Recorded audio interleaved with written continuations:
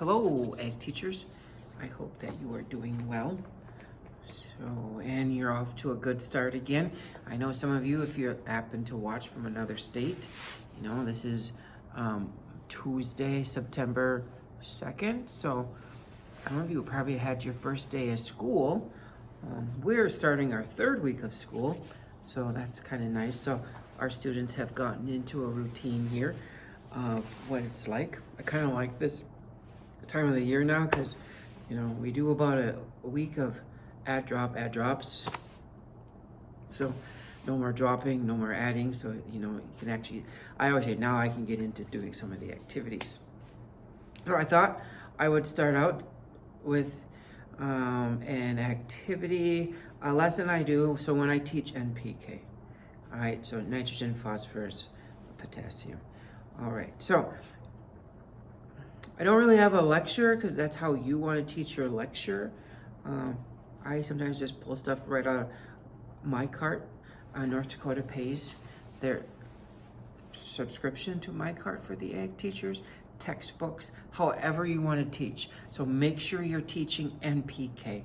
So don't start right into an activity and thinking, oh, we're going to test for NPK in soil, but the kids don't know what NPK is. So wherever you find that information to teach a couple days of learning what NPK is, the point of soil testing, and what each of them do for the soil and the plants. So keep that in mind so kids get an understanding of it. But I thought I'd show you something I do when I teach deficiencies in NPK, and it can work. I use this example even when I am in an agronomy. Right now, I don't have agronomy till second semester, but I'm in horticulture, so we still talk about NPK and soil testing. It's a little different, because we're talking about gardenings and potted plants and testing for soil that way. But still, NPK is NPK. All right, so to teach about the deficiencies, what the plant would look like. Sometimes you probably have them. For example, our weather in North Dakota worked out perfectly to teach, so I could show the kids the deficiencies in plants. So I thought it was kind of neat. So it always works out. We get too much rain, not enough rain, plant starts to dry out. And anyways, it just always works. So when you're thinking of nitrogen, so you got that nitrogen, nitrogen has those pale leaves. I have a squash plant here. Right? They got pale yellow leaves on them. So here, granted, they're falling off, but there are some better ones on here. Right here's one. And so I tell kids, even though this is probably not nitrogen deficient, it shows the kids what it would look like if it's nitrogen. It very could. I never tested the soil. But anyways, thought that would be kind of neat. And so when you're thinking of phosphorus deficiencies, your leaves are purple. Well, this tomato plant, you probably can't see it, but these tomato plant leaves are purple.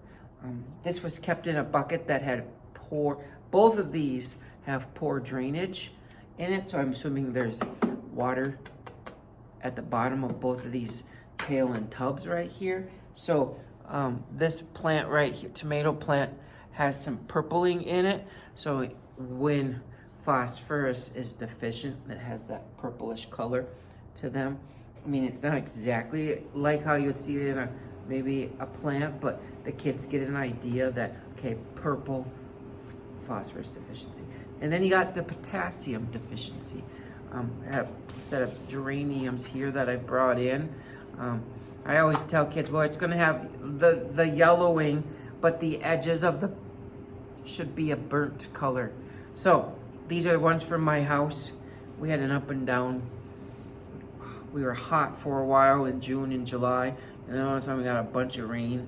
And so these didn't do well this summer outside, but you can do that also is with potassium deficiencies. You got the browning, or sometimes I tell kids it's got the burnt crisp edges on there. So this plant kind of is doing the deficiencies of what you would find in potassium. So it's a good way. I keep these because, you know, we'll be ending NPK in horticulture this week, and then the kids will use these plants for something else. So keep that in mind when you're out there doing something. You just happen to have some plants in your room or at your house that show those deficiencies. Bring them in so kids can see it. You know, so when it comes to the assessment part, I'm just gonna point to the squash plant, and I'm gonna ask them, you know what deficiency is this plant showing? What deficiency is this tomato? And then what deficiency is the geraniums showing? So that kids get an understanding of what that is. And you can easily do that too with corn and soybeans. Just take some corn and soybeans, grow it in your classroom. Once they get to a certain stage, either overwater, underwater, they'll start showing these signs. It's gonna work. It helps kids understand what NPK is, and you can go from there. So that's a good way of using. If you know, photos work too. If I don't have these, I have photos saved so that I can show the kids what it looks like also. But I think when kids see it on an actual plant, it's a little bit better. So, all right, we'll see you in another video.